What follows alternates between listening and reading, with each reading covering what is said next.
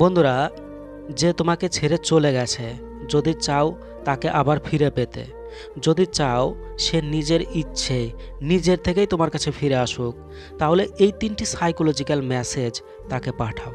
সে ফিরে আসবে, সে নিজেই ফিরে আসবে এবং তোমাকে আবার আগের মতো ভালোবাসা শুরু করবে।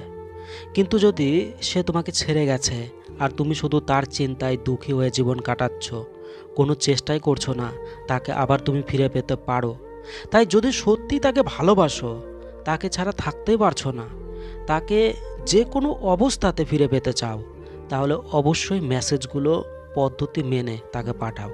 কথা দিলাম সে ফিরে না এসে থাকতেই পারবে না, আসতে বাধ্য হবে। এতটাই পাওয়ারফুল মেসেজ। দেখো, মেসেজ পাঠানোর আগে নো কন্ট্যাক্ট রুল তোমাকে মানতে হবে, তাহলে কিন্তু মেসেজ 100% কাজ করবে। তো নো কন্ট্যাক্ট রুলটা হলো, কোনো যোগাযোগ তার সাথে রাখা যাবে না, তার চোখের নজর থেকে একেবারে 15 থেকে 30 দিনের জন্য ভ্যানিশ হয়ে যাও। সে কোথাও যেন তোমাকে দেখতে না পায়, সোশ্যাল মিডিয়াতেও যেন সে দেখতে না পায় তুমি অনলাইনে আছো। সোশ্যাল মিডিয়াতে তোমার ফেসবুক, ইনস্টাগ্রাম, টুইটার সব অ্যাকাউন্ট যেরকম আছে সেরকমই থাক, বন্ধ করার কোনো প্রয়োজন নেই। নতুন করে কোনো কিছু পোস্ট করবে না। সে তোমাকে যেরকম ছেড়ে গেছে তারপর যেন কোনো রকম সে আর আপডেট তোমার না পায়। দেখো, নো কন্ট্যাক্ট রুল ফলো করার এটাই মানে, সে তোমাকে যে কারণেই ছেড়ে যাক, রাগ করে হোক আর বিরক্ত হয়ে হোক বা ঝগড়া করে হোক, তোমার উপর যেটাই তার সমস্যা ছিল সেগুলোর প্রভাব, সেগুলোর এফেক্ট তার মন থেকে কমে যাবে এবং তারপর তোমার কথা তার মনে পড়তে থাকবে, সে তোমার কথা চিন্তা করবে। কারণ যখন সে দেখবে তুমি তাকে এত ভালোবাসতে, এত তাকে ফোন মেসেজ করতে, তাকে ছাড়া থাকতেই পারতে না, তার জন্য তড়পাতে, কিন্তু তুমি তো আর তড়পাচ্ছ না, তুমি কি তাকে ভুলে গেলে, তুমি কি অন্য কাউকে পেয়ে গেলে, তাই এমনিতেই তোমার কথা তার মনে পড়তে থাকবে, তখন তার দিকে তোমার দৃষ্টি ঘুরবে। তো 15 থেকে 30 দিন পর তোমার তরফ থেকে যে মেসেজটা তাকে পাঠাতে হবে সেটা হচ্ছে হেল্প মেসেজ। দেখো, তাকে কিন্তু এইটা দেখানো যাবে না তুমি এখনও তার কথা ভাবো, তার কথা ভেবে কষ্ট পাও, এখনও তাকে মিস করো, এগুলো কিছুই শো করবে না। তার জন্য মনে হয় তুমি এগুলো সব ভুলে গেছো। তো তার কাছে একটা হেল্প চাও, একটা সাহায্য চাও, যে কোনো একটা সাহায্য।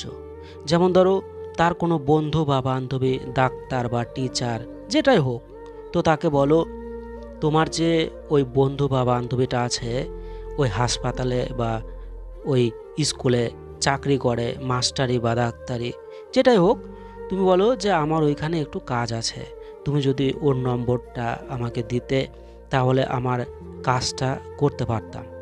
এরকমভাবে সঠিক একটা কারণ দেখে তার কাছে হেল্প চাও। শুধু একটা কথা মাথায় রাখবে, সে কিন্তু তোমার সাথে প্রেম ভালোবাসার কথা বলতে চাইবে, বা তুমি এখন তাকে ছাড়া কেমন আছো এগুলো সে জানতে চাইবে। সরাসরি না বললেও পরিস্থিতি তৈরি করবে তোমার মুখ থেকে এগুলো শোনার, সে চাইবে তুমি এগুলো তাকে বলো। তাই তার কাছ থেকে সাহায্য চাওয়ার সময় কোনো রকম প্রেম ভালোবাসার কথা তাকে তুমি বলবে না। ব্রেকআপ হয়ে গেছে, তুমি আমাকে ভালোবাসতে, আমি তোমাকে ভালোবাসতাম, এগুলো কোনো কথাই বলবে না। জাস্ট তার কাছে হেল্প চাইবে। তাকে বলো তুমি কি আমাকে একটা হেল্প করবে।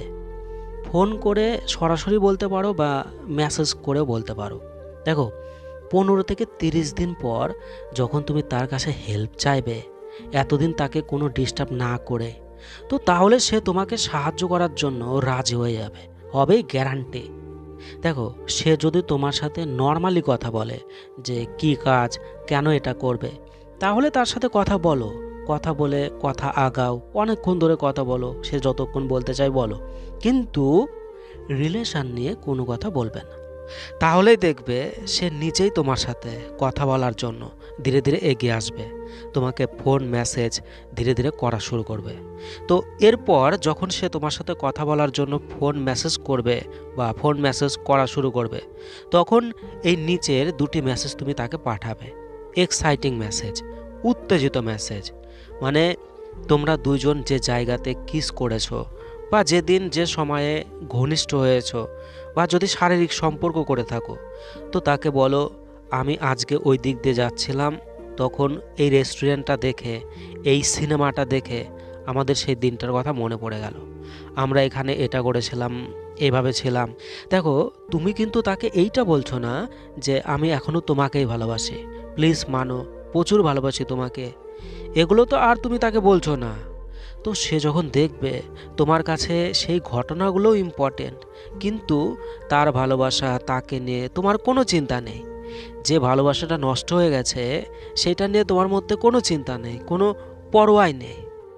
একইভাবে ফেভারিট মেসেজ পাঠাও, তোমার আর তার পছন্দের কোনো প্রিয় জায়গা যেখানে তোমরা যেতে, পছন্দের কোনো খাবার, favourite dress, gift, park, school, college, class, যে কোনো কিছু হতে পারে।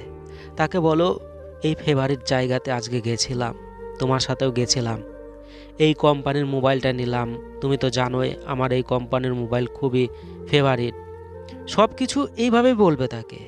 তাকে বলো, ওই মোড়ের মাথাতে যে এগরোলের দোকানটা বসতো, ওই দোকানে আজকে এগরোল খেলাম, ওই এগরোল তুমি তো জানোই খুবই বেটার। তো এইভাবে সব ফেভারিট বিষয়গুলো তুলে ধরো তার কাছে।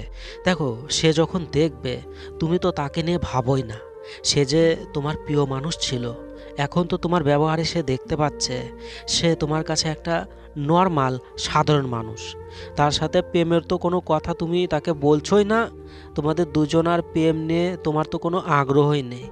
তো তখনই তার খুবই কষ্ট হবে, প্রচণ্ড যন্ত্রণা সে পাবে, যখন সে দেখবে তুমি তাকে ছাড়াই থাকতে শিখে গেছো, তাকে ছাড়াই খুশি আছো। তো এই সব যন্ত্রণা সে সহ্য না করতে পেরেই সে নিজেই রিলেশনে চলে আসবে, সেই ভালোবাসার কথা তোমাকে বলা শুরু করবে, এবং আবার তোমার সাথে তার সম্পর্ক 100% ওকে হয়ে যাবে। দেখো, যখন সে তোমার সাথে প্রেম ভালোবাসার কথা বলা শুরু করবে, তখন তাকে একটা কথা বলে দিও, তাকে বলো, আমায় না ওই ছেলেটা বা ওই মেয়েটা মনে হয় পছন্দ করে, না হলে কেন আমার দিকে এত দেখে, কেন এক দৃষ্টিতে তাকিয়ে থাকে? তুমি কি জানো ওর সম্পর্কে, ওই কেমন, ভালো না খারাপ? তুমি ভাবতে পারবে না, তোমার এই কথা শোনার পর তার স্পিড বেড়ে যাবে তোমাকে আগলে রাখার জন্য, কারণ যে যন্ত্রণা তোমার জন্য সে পাচ্ছে, তার সাথে তোমাকে হারিয়ে ফেলার ভয়ের যন্ত্রণা তুমি আবার প্লাস করে দিলে, যোগ করে দিলে, তাই সে প্রচণ্ড ভয় পাবে। আর অবশ্যই সে তোমার কাছে ফিরে আসতে বাধ্য হবে, আসবেই, আসতেই হবে। তো তোমরা যদি আমার সাথে কথা বলতে চাও, পরামর্শ যদি নিতে চাও সম্পর্কের যে কোনো সমস্যার জন্য, তাহলে অবশ্যই এই হোয়াটসঅ্যাপ নাম্বার যেটা দিয়েছি এটাতে যোগাযোগ করো। তো অবশ্যই ভিডিওটাকে কাজে লাগাও। ভালো থেকো, অনেক ভালোবাসা রইলো। বাই।